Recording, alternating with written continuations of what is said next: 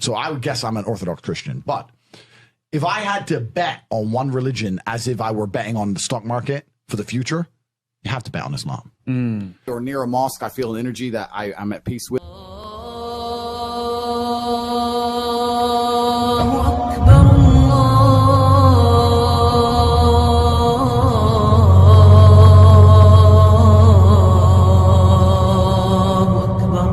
I might convert to Islam right now. This is the Deen Show.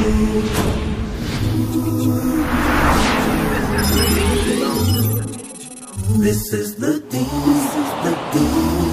Show. This is the Deen Show. This is the Deen Show. This is the Deen Show. Bismillah, alhamdulillah, assalamu alaikum, greetings of peace. Welcome to the Deen Show. I'm your host. Now, the majority of you got acquainted with my next guest, Imori Andrew Tate, who's a 4-time kickboxing world champion, commentator, and businessman entrepreneur. When his video went viral in the Muslim world, people were emailing us the video and forwarding it to me actually on WhatsApp saying, you got to get this guy on the show. So here we go. Welcome, welcome. Andrew Tate, how you doing, my brother? I'm good, my friend. I'm good. Sorry for the delay in my appearance, but, you know, I made it in the end. That's the most important thing. Very nice. Thank you for accepting the invitation. Glad to be here. So let's start off with, they got to see this, you're in this car now. Was it, familiarize me with some of these, this brand, it says on the steering wheel, hold on, what are the people seeing here?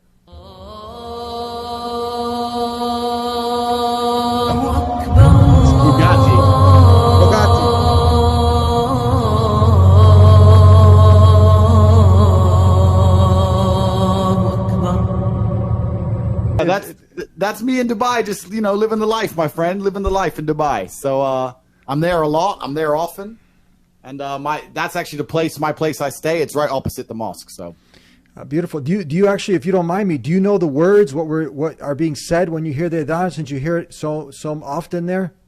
No. So I think you and I first started speaking after, it was actually a video before this video. I believe I was on a podcast and I was explaining how much respect I have for the faith of Islam.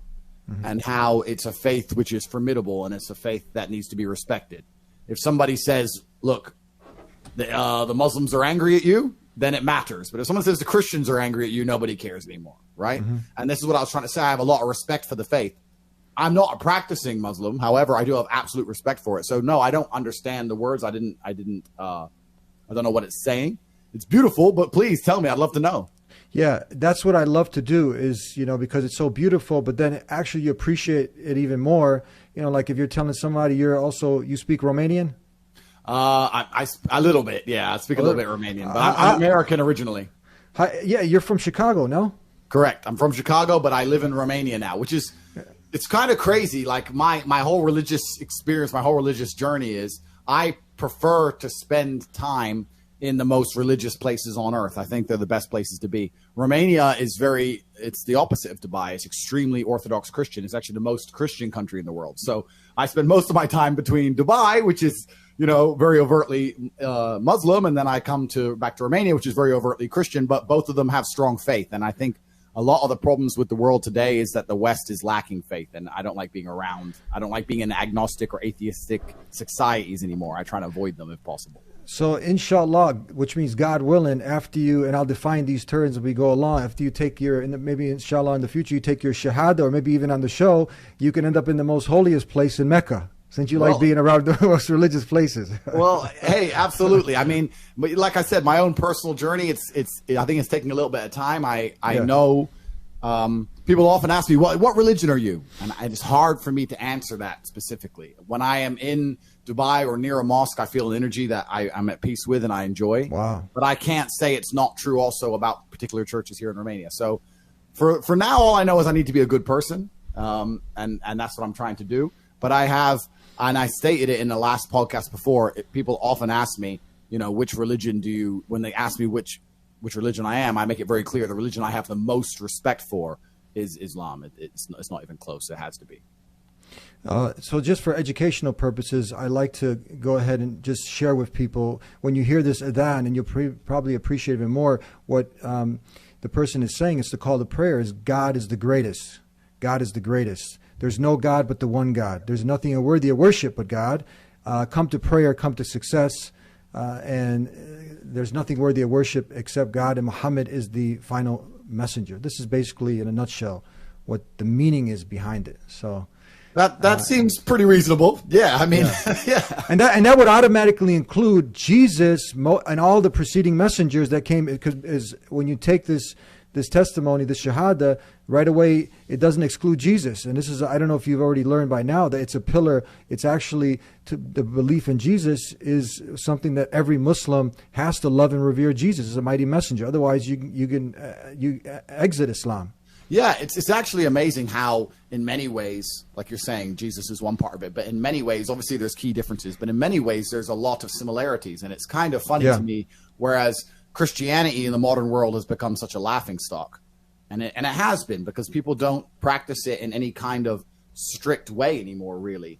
And people say, oh, Islam's so strict. And I say, look, a lot of the rules of Islam are also in the Bible. You're a Christian who's never read it. Like, you've never read your own Bible. You don't know what your own rules are. So it's amazing how similar a lot of the tenets of the two religions are. It's just Islam and Muslims are the last people who take it seriously and practice it in a way it should be practiced and respect it. And that's why I think I first kind of went viral in the Islamic world when I said, look, I have so much respect for Muslims as a whole and the way they view their faith and how seriously they take it. I don't understand why you have these girls who call themselves Christians and they're drinking on Saturday night, meeting boys, doing whatever, and then going to church on the next day. That doesn't feel real to me. Does that make sense? Mm-hmm. Yeah, absolutely.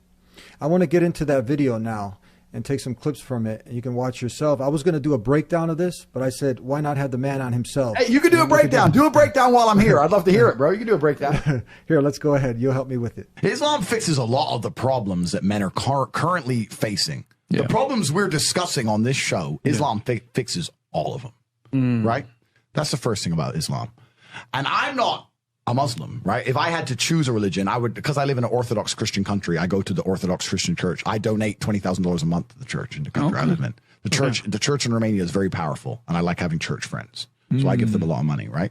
So I would guess I'm an Orthodox Christian. But if I had to bet on one religion as if I were betting on the stock market for the future, you have to bet on Islam. That's deep.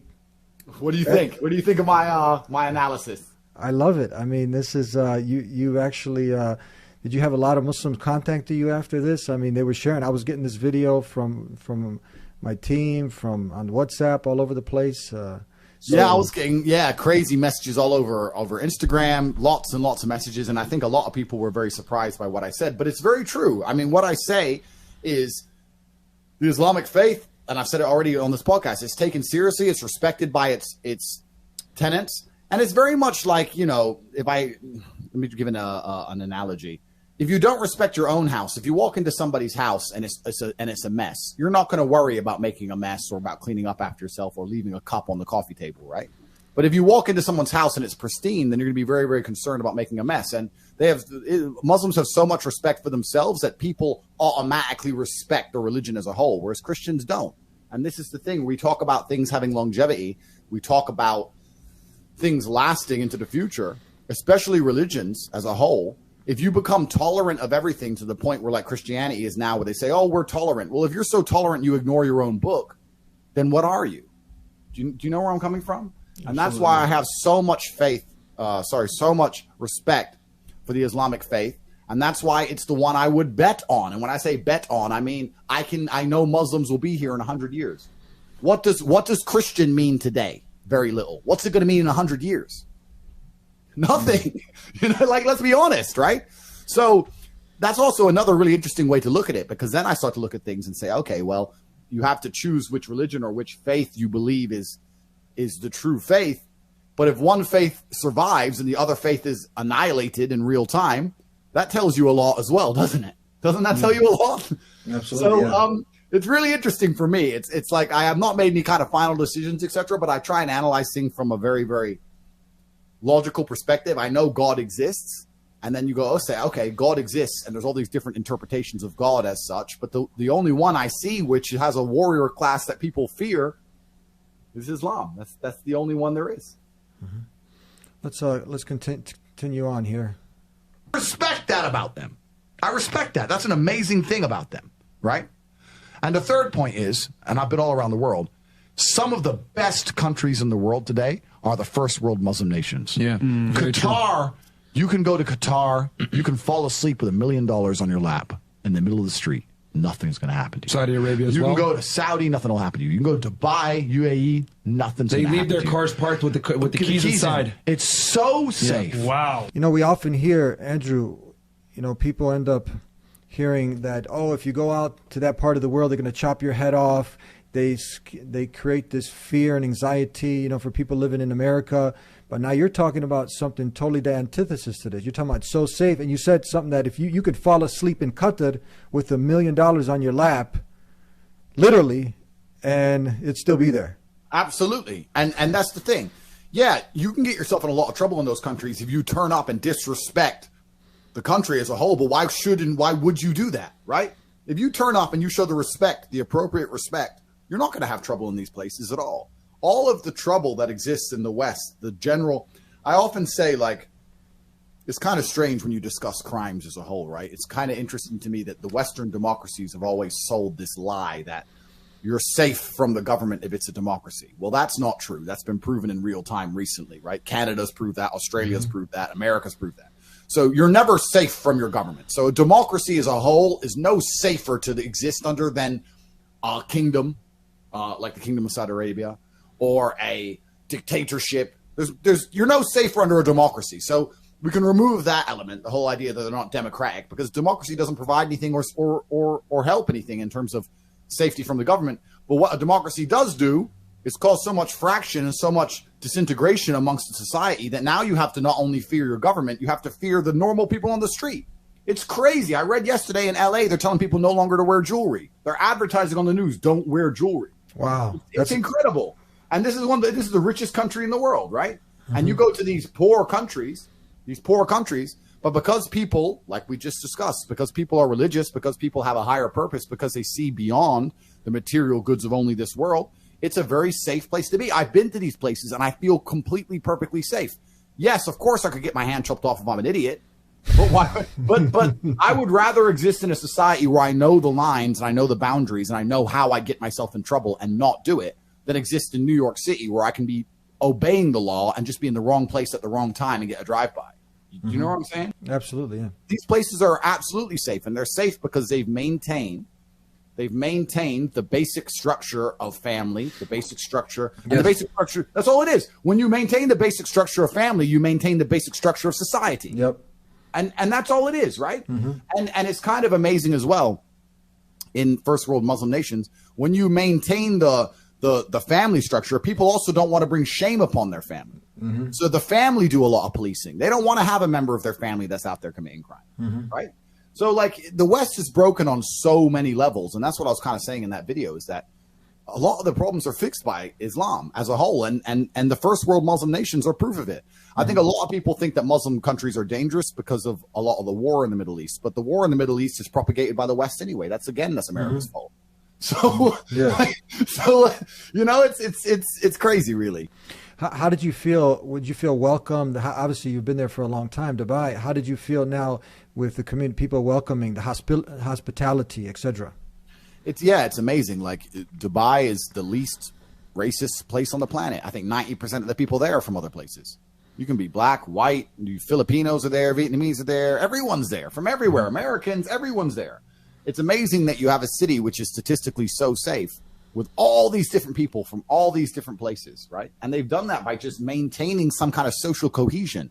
You can't have degeneracy all around you 24/7 without degenerating as a person, right? And that's what's happened in the Western world. To a degree, Christianity used to keep the Western world in check, but the Christianity's become so weak it doesn't mean anything anymore. And we're living in a situation now where if you want to go somewhere where you know that you can exist in a wholesome environment, I mean that when you go outside, you're going to see families, man, woman, some children. It's going to be fairly wholesome. You're not going to see any kind of degeneracy. You're not going to see anything strange, anything weird. You're not going to see like any of the crazy crap you would see walking down a street in LA. You're just not going to see it. And Dubai tries very, very hard to prevent degeneracy while also allowing people from all around the world to come live in safety and work hard and make a good life for themselves. And they've done it all under the guise of Islam. I have so much respect for that. Women, everyone's married. Every woman obeys her husband. Every single woman has 4, 5, 6 kids. Big families. All the things we're talking about, all the problems we have here, right? They've got none of that. None of it. Because of Islam. Islam keeps society in the role where women obey their man. Women have children.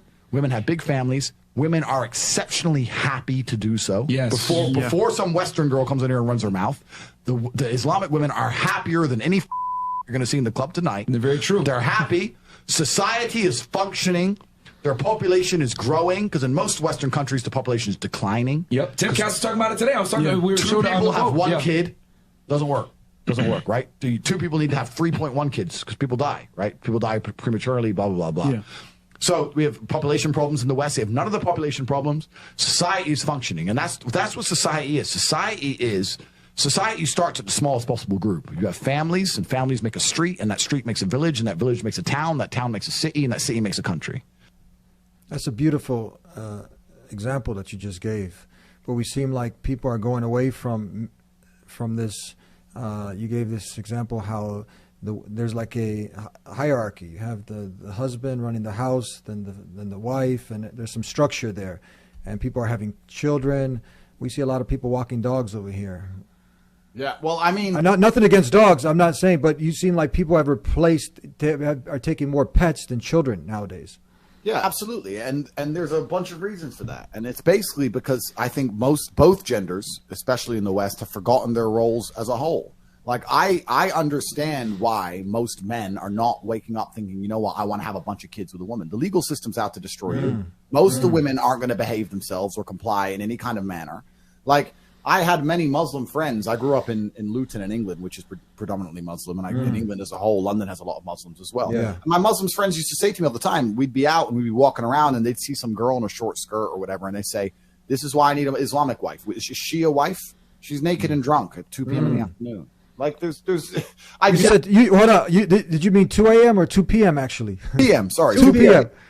2 p.m. in the afternoon. Wow. Just drunk and just, run around acting crazy. And there's a degree of, I mean, hey, I think if you were to ask any man if he'd want an Islamic wife, a wife who complies, who's not going to cheat, who behaves herself, who dresses modestly, maybe not even completely, full burqa, but dresses modestly, behaves appropriately, shows respect. That whole podcast was about how to try and make females basically act the way they've acted for the longest period of human history up until modern times where they've completely forgotten. And I said, well, Islam fixes it because they don't have any of these problems, right? We now live in a world in the West where we've thrown religion away and we've thrown cultural norms away. We've thrown so many things away, and there's a degree of confusion amongst people. People are lost. They really are, men and women.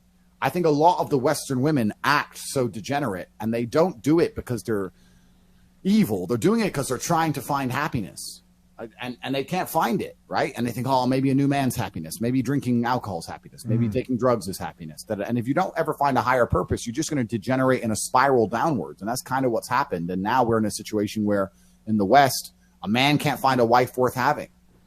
And people keep saying, oh, men don't want to be men anymore. Men don't want to get married. Would you marry some chick you meet in the club in Miami? like you'd be a fool. Like, I won't. So it's really interesting how society is degraded, and it's all started at the bottom. It's very hard to find a humble woman who's modest, who wants to have many, many children for a man she obeys and respects in the Western world outside of Islam. His family level's broken, then it's broken the whole way up. Yep. And that's what's happened in the West. And the first world Islamic countries have none of those problems. So if you're going to talk about a belief system that fixes issues, you need to go to Islam. And I will say this that will too. fix everything. I just have absolute, even though I wouldn't identify as Muslim, I have absolute respect for the ideology, respect for the mentality, respect for the warrior aspect of it. I respect it. They don't play. They don't play. You can't insult their shit. But you can insult the church all day. You can make fun of it. They're show. True again, no? Yeah. And there's a lot of depth to what you're saying. Absolutely. Yeah, and what's the point of a belief system if it doesn't maintain society? Like, I just said there how Islam will fix a lot of the problems of society. Well, what's the point of a belief system if it doesn't maintain society? Wasn't that the whole point of belief systems since the dawn of time? Wasn't it to show people how to live in a way which is going to benefit the world as a whole? Isn't that the whole point of a belief system? you have a belief system that doesn't benefit society, then what good is it, right? Christianity ain't benefiting society anymore because no one's listening. Christianity is so weak, which goes on to the point I'm just about to make about how you cannot insult the Islamic faith. You cannot insult it. You cannot mock it. In the Christian countries, they mock Christianity all day long. They'll make fun of their own religion. It's incredible, right? And it's to the point now where on Netflix, on TV, they'll just mock it. But they still, even in these countries which see themselves as atheist or agnostic, will not mock the Islamic religion because they know that that's going to be a mistake. And this goes on to a wider point outside of religion, which is kind of my life philosophy. If you don't have the balls to fight and defend an idea, then you don't have an idea. It doesn't matter what you think. If someone comes along and says, it's not true, I apologize for swearing. If someone comes along and says, that's all right, we'll beep it out. If someone comes along and says, that's not true, and you're not prepared to stick up for yourself and defend your idea, then it doesn't matter anymore. If I say 2 + 2 is 4, and someone comes along and says 2 + 2 is 5, and he's about to hit me and I'm scared of him, then he becomes right. Might makes right to a degree. If you're not prepared to defend an idea, you don't have an idea. So if you're not prepared to defend a faith, you don't have a faith. And that's why when you start to add all these things up, it's like the last faith on the planet is Islam. There's no other faith that people are ready to die for and defend. And if you're not ready to defend an idea, you don't have an idea at all. Mm-hmm. And for those people who are tuning in who are not acquainted, there's a lot of people who are Muslim watching this program, but we get a lot of not yet Muslims out there. And Islam simply means to gain peace, to acquire peace, purpose in life by submitting your will to the one creator of the heavens and the earth, God Almighty. In Arabic we say Allah. In Aramaic, the language Jesus spoke, he would say Allah, Eloh. This is simply the one creator of the heavens and the earth. Now, you mentioned in one of your talks, you talk about Will Smith and some of the things that he's been through, with his marriage and that. Do you think he could have benefited from the system, the way of this way of life we're talking about? Absolutely, he could have. I mean, look at the absolute. He's become a laughing stock. He was the coolest guy in the world, right? Everyone loved Will Smith before his wife completely destroyed him and wrecked him. It's really crazy to me because we live in a world now where you have to be a real, I want to use the correct language here. You have to be an animal as a man. And I mean, you have to be like a real top shelf, top tier man to make sure that you can get through life in the Western world without either being embarrassed by a female, cheated on by a female, to still enjoy the company of females, to not have anyone try and take you to court or destroy you. Like if you're the top 1%, like I've done fine, then you can do it, right? But for the average man in the West, outside of the idea of an Islamic marriage, for example, there's basically no hope. There's no hope. Like, what are you going to do? What are you going to pull off? It's incredible. And I know a bunch of guys who are Christian and they go to the church and their Christian wives cheat on them. Like, the church ain't going to save you. This is what I mean. Like, wow. There's no faith. There's nothing there. And it's kind of, it's incredible. And like you say, you talk about Will Smith. I think a lot of people can benefit from the entire Islamic worldview. I think it's beneficial to society as a whole. And we look at, if you want to look at countries, I'd love to actually do this study. Maybe you know better than me. But if you were to look at countries in terms of police expenditure to crime, I would guarantee that the Islamic countries, the ones we just talked about, the first world ones, are some of the safest countries on earth per capita for the amount of money they spend trying to police crime. Whereas in other countries, we're just spending unlimited money trying to stop crime we can't stop. Women don't respect men anymore. Men don't really want the women besides for a one-night stand. No one's having children. No one's having families. No one's satisfied or fulfilled, which is why they want to take drugs and do stupid things and degenerate themselves. And everything spirals into the other, right? Humans need higher purpose. And this is the thing. I'll be completely honest with you, my friend. I was an atheist for a long time. I really was. I was an atheist for a long time. And I didn't truly, really believe in God until about maybe 7-8 years ago. I thought I was a smart ass and thought I was, atheist, blah, blah, blah. And then God started showing himself to me in many ways, whichever religion he's from. But then I realized that people need something to believe in. All these people who are atheists, they believe in climate change and abortion law and COVID more than anybody else. They have their beliefs. They have their religions, liberalism. And their religion is a religion of absolute degeneracy. Look at the things they purport. Look at how hard they tried to convince the world that it's a good idea that we eat the bugs and climate change and that people change gender and all this other garbage. So everyone needs something higher to believe in. And I think that correct me if I'm wrong, Islam is not even as old as Christianity, right? It's not even that old, is it? Well, it goes a little deeper. If I can just take a second and kind of Sure. run it down to you. See, what we believe is that you have the first man, Adam, and he was told to submit his will to the Creator alone, without associates, not to worship a stick, a stone, a bone, or anything in creation. So we believe that Islam started with the first man, Adam. Then that concept of submission to the will of one and only one God, not worshiping your desires, not worshiping a human being, anything in creation, was the same way of life that was preached and taught with every messenger that God Almighty sent. And from Abraham, Noah, Moses, you name it, many of the biblical prophets, they all call their people to worship one and only one God and to submit their will. Like the Lord's Prayer. You hear the Lord's Prayer, "O our Father who art in heaven, hallowed be thy name, thy kingdom come, thy will be done." We say this is Islam. So just like at that time, if Abraham was asked if he ever heard this term human, he was a human, but he never heard the human, that term human. But now, if he was a human, he was. Same thing. There's a verse in the Quran where God Almighty is saying Abraham, he wasn't a Jew or a Christian, but he was one who submitted his will to God Almighty. That's what a Muslim is, because that's why defining these terms is so important, because you think Muslim, you think an Arab in a desert, you'll think Islam, it's like some religion, it's a new religion that started with Muhammad. No, we say it started with the first man, Adam. It continued with Moses, Abraham, Jesus, peace be upon him. They all called people to Islam, to submit your will to the will of God, and they were all Muslims. They were all ones who submitted their will to one and only one God.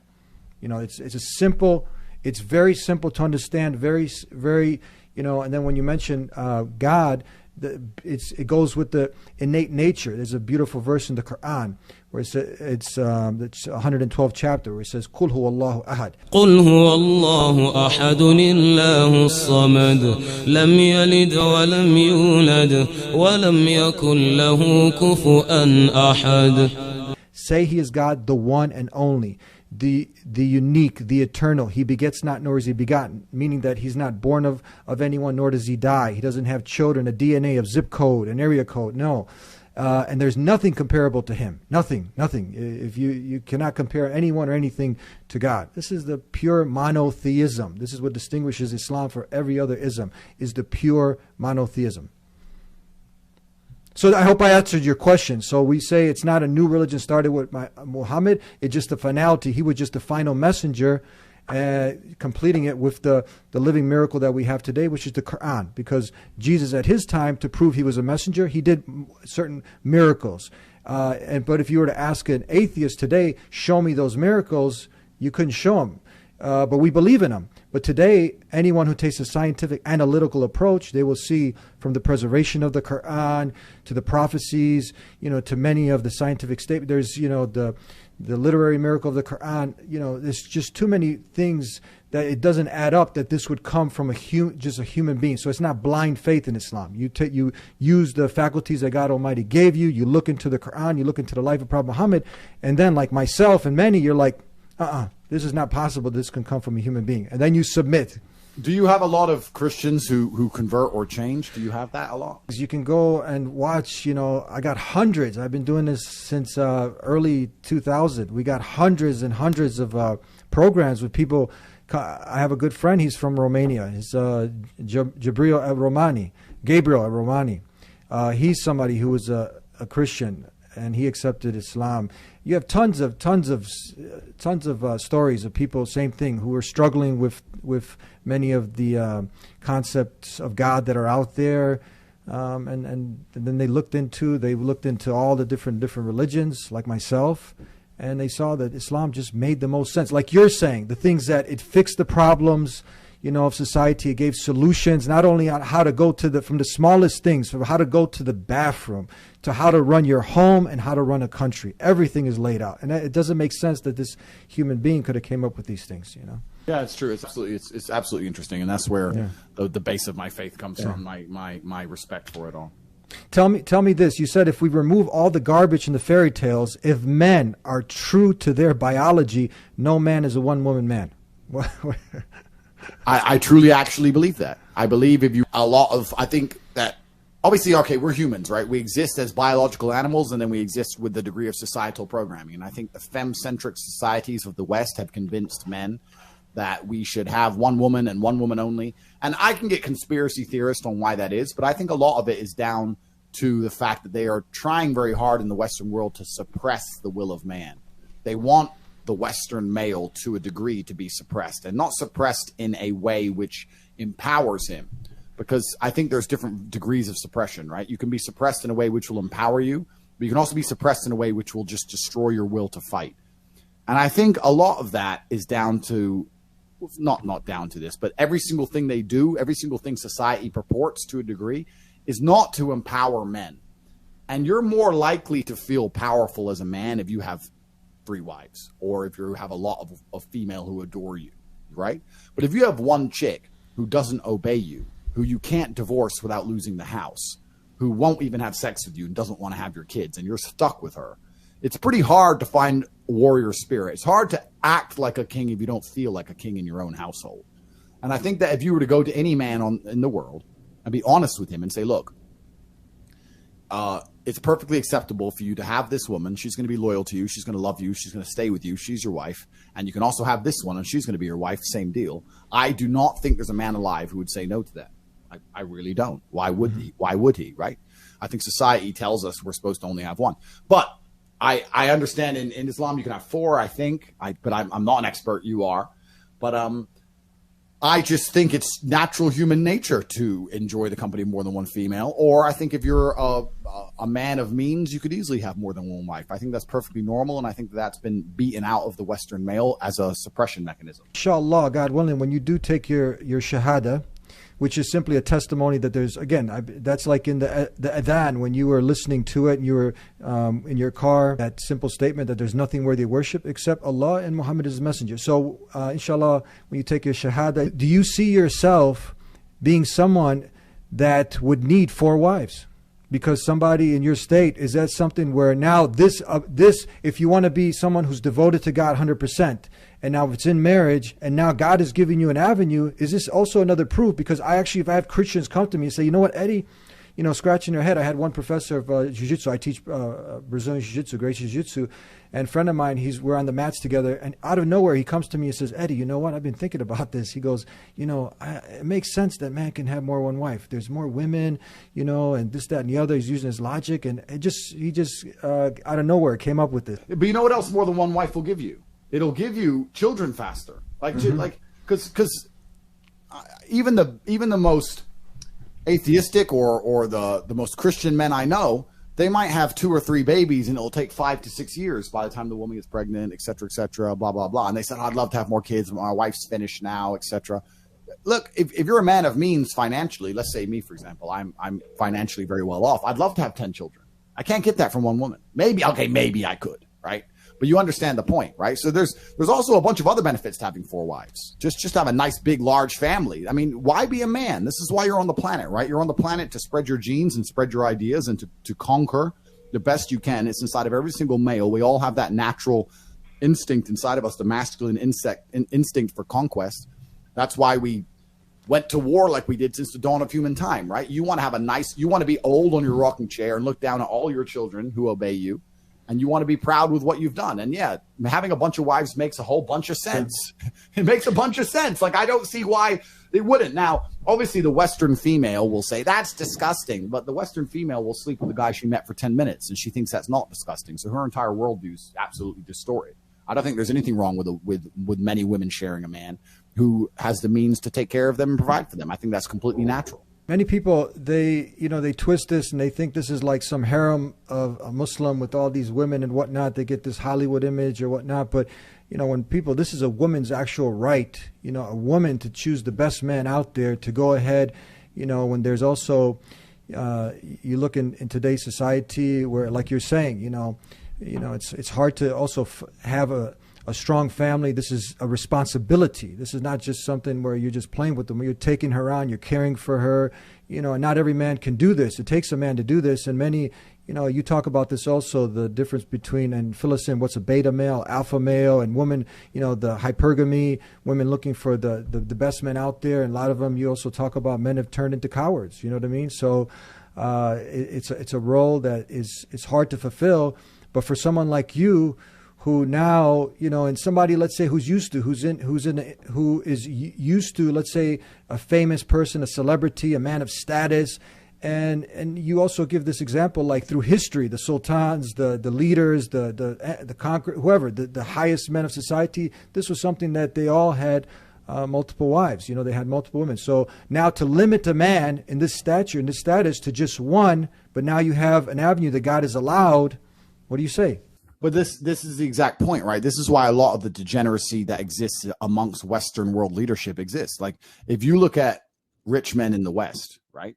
A rich man in the West, especially a political, someone who works in politics, they're only allowed by society and by Christian law to have one woman. And they have this one woman and they're not satisfied with her. So what do they end up doing? They end up looking for secrets. They want to do things that nobody's going to know about. So what do they do in secret? Well, we can go down the rabbit hole of Epstein's Island and XYZ and all the crazy, degenerate, disgusting things they do just to pretend and promote this one woman image. But truthfully, no man is satisfied with that. And because they're not satisfied, they're out there doing whatever they can in secret. And basically a lot of it's absolutely degenerate.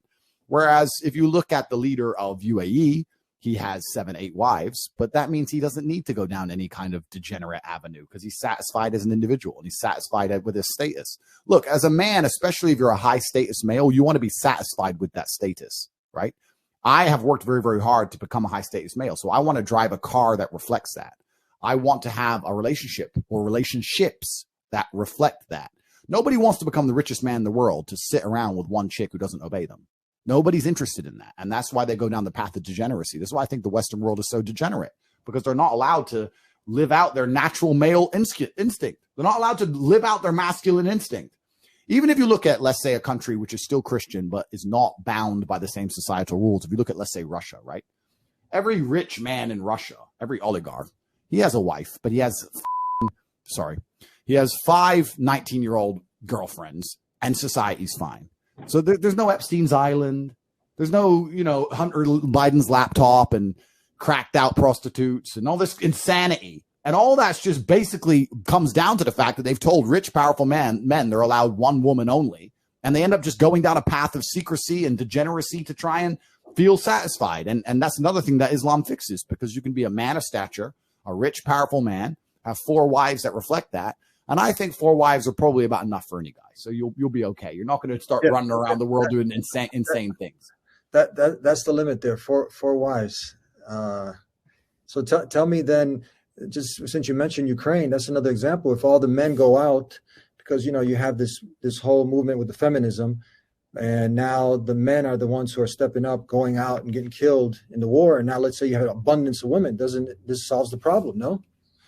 Absolutely, it does. Yeah. And the whole feminism argument is amazing how quickly that disappears when war starts, right? So that's out the window. But yeah, it does fix the problem. And also, it's kind of sad. Like, I live in Romania, which is next door to Ukraine. And since the war started, I'm getting a lot of messages from girls who live in Ukraine trying to come live with me in Romania, effectively, kind of run away to a degree. And it's kind of sad. Like, imagine being a man in a trench in the freezing cold to defend a country. And then the most beautiful women of your country are just trying to use Instagram to bounce to some millionaire's house. Like, I don't know, man. The whole dynamic is kind of scary to me.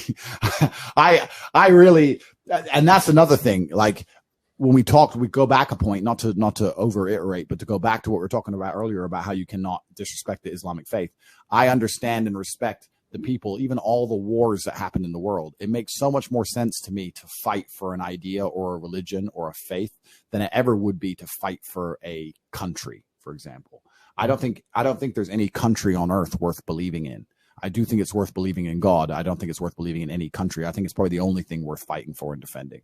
If I was Ukrainian, I would not be interested in defending Ukraine as a sovereign state, because I know too much about politics and corruption and how it all works, and I understand the world too well to go get blown up for no reason, So it's another thing that's interesting. So yeah, it's certainly an interesting world. But when you take religion or faith as a whole out of the world, there's very little left but just degeneracy, hedonism, corruption on every level.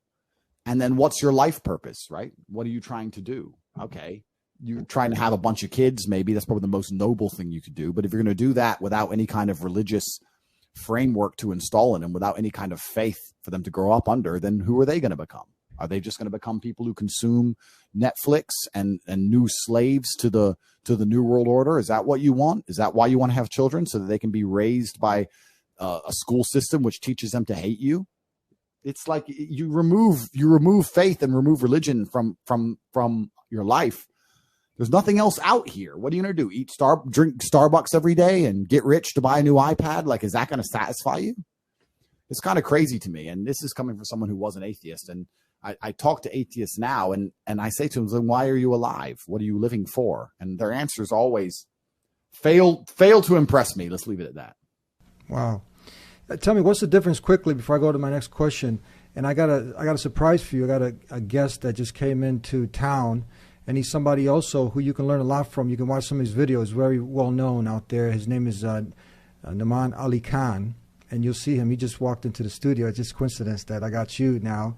And he's an expert, actually, in the subject of Quran, right, that we touched upon a little bit. So I liked him to just come in and ask a question or two, but he's here next. He just walked in, actually. Then we just came to the studio.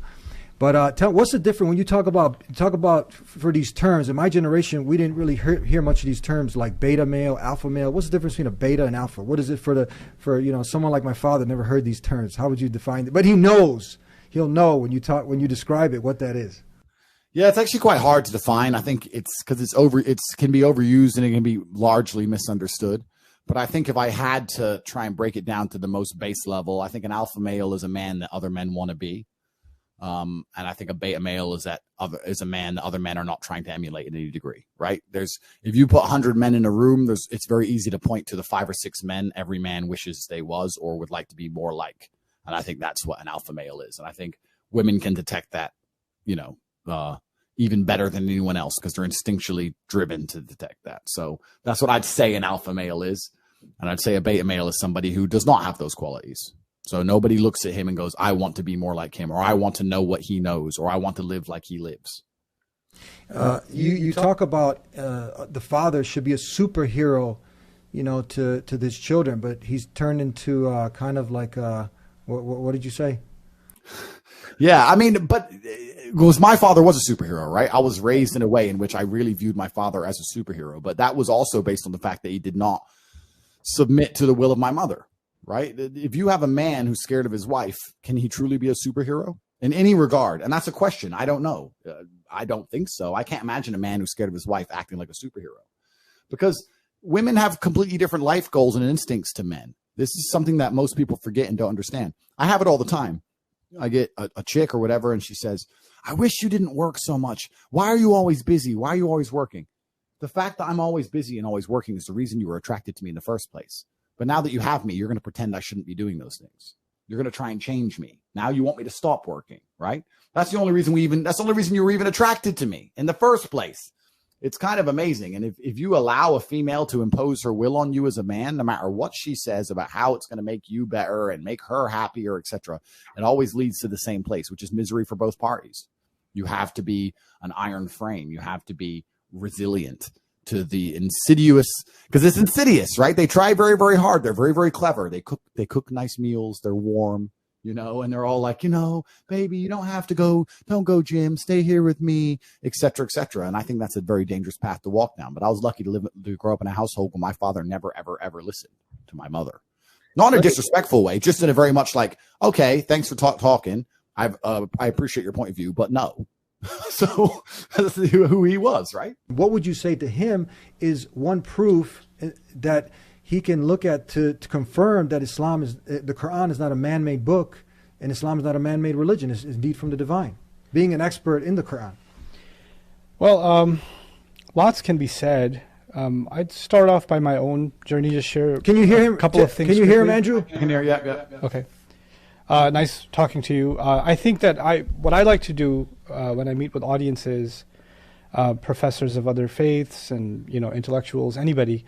Is that I like to invite them to explore the Quran, intellectually and critically. That's an invitation that the Quran gives. It's interesting that people perceive religion as something that you have to be indoctrinated into, and you have to follow it as the dictates are, and you don't have to actually critically ask any questions or think and contemplate. And the Quran is kind of unique in the way that it presents its message, because it's constantly saying, don't you then think? Don't you contemplate? Haven't you asked questions? This is a book for those who seek to have answers. It's not actually asking you to shut your brain off and accept what it's saying. It's actually asking you to contemplate its message. So it stands really unique in that sense. My own, since it offered that invitation to me, I didn't come to the Quran first as someone who believes in it, as wanted to figure this thing out and, try to make sense of it. And many of the things that I struggled with in philosophy, when I was a student of philosophy, they started getting unraveled as I was getting deeper and deeper in my study of the Quran. It just started kind of untying a lot of those knots.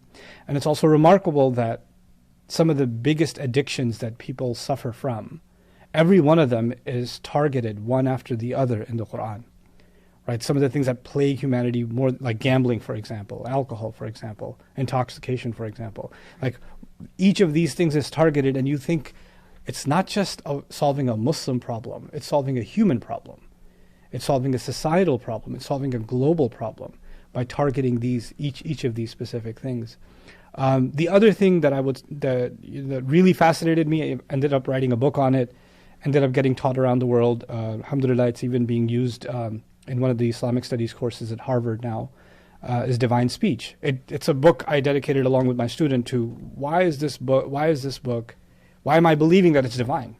What's making me think this? And I wrote it for a non-Muslim audience, actually. It's a little bit academic, but the point of it was there are elements to this book and the way that it's structured that if you went to the library or you got on Amazon and bought yourself a translation of the Quran, you started reading it, you think the subject is kind of going all over the place. Right? It's not staying on the same subject.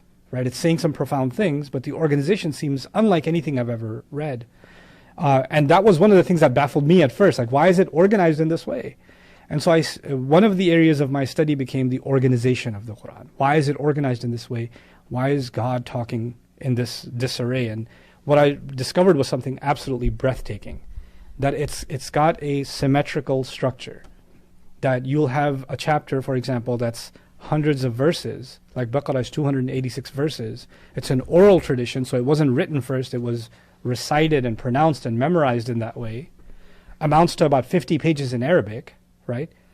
But if you study the subject matter, the 9 subjects that are occurring in this long 50-page discourse are like subject 1 is directly tied to subject 9, and 2 to 8, and 3 to 7, and 4 to 6, and 5 right center in the middle.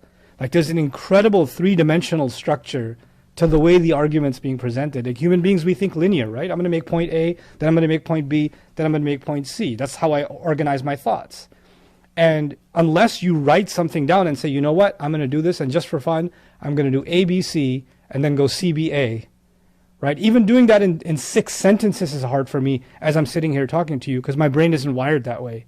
But this millennium and a half old tradition has got multiple surahs and multiple chapters where this kind of a structure is demonstrated over and over again, and other kinds of structures.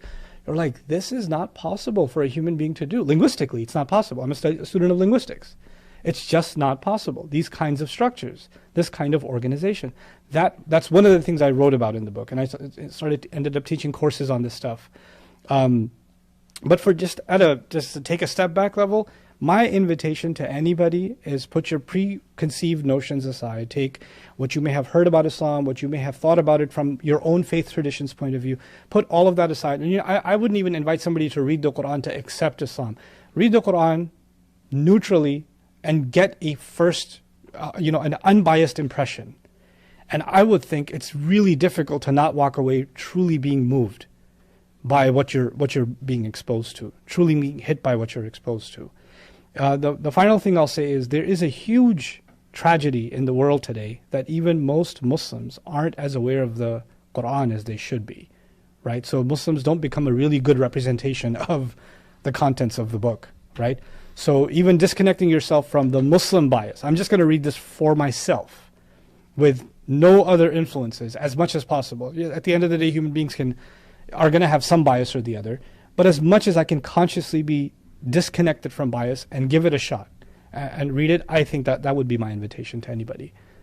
Andrew, any final question, anything you'd like to ask him while he's here? What happened was, because we got delayed with the program, next guest was coming in, so I'm with you.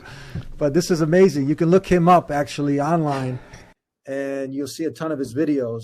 I'm going to read that book as well, because it was really interesting what you were saying. It was really interesting what you were saying. After the show, I'd like to send you a copy as a gift. And also, your invitation is exactly the way I would have done it anyway. I would have read it. I'm going to read it. I've yet to read the Quran, but it's certainly something I'm going to do. I'm going to read it without a preconceived notion, without a preconceived idea. And I think that's the best way to do things, because you're right. There's too much bias in the world. But from what I know, I think we just talked about it for the last hour. From what I know, I have absolute respect for the religion and respect for the faith. And I've been very, very blessed to be on the show. So thank you very much for having me. I appreciate it. Thank you. Thank you very much. So I'm from Chicago also. This is your hometown. Do you visit Chicago at all? You plan on visiting anytime? I'll be honest with you, not too often. If I do come through, I'll hit you up. I'm politically opposed to the USA. I try and avoid it. or you know what? You got your private jet. So when I go to Bosnia, I mean, you could fly. Can you fly into Bosnia? Yeah, I can, absolutely. Yeah, I can come to You've Bosnia. Never been my kickboxing coach was Bosnian as well. Yeah, what was his name?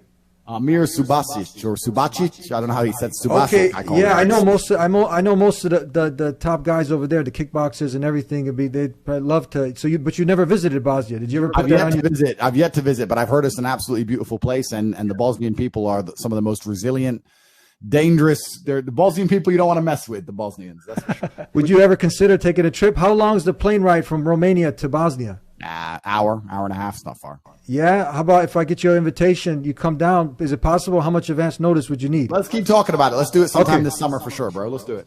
Okay. It was an honor. Very nice talking with you, brother. Thank you, man.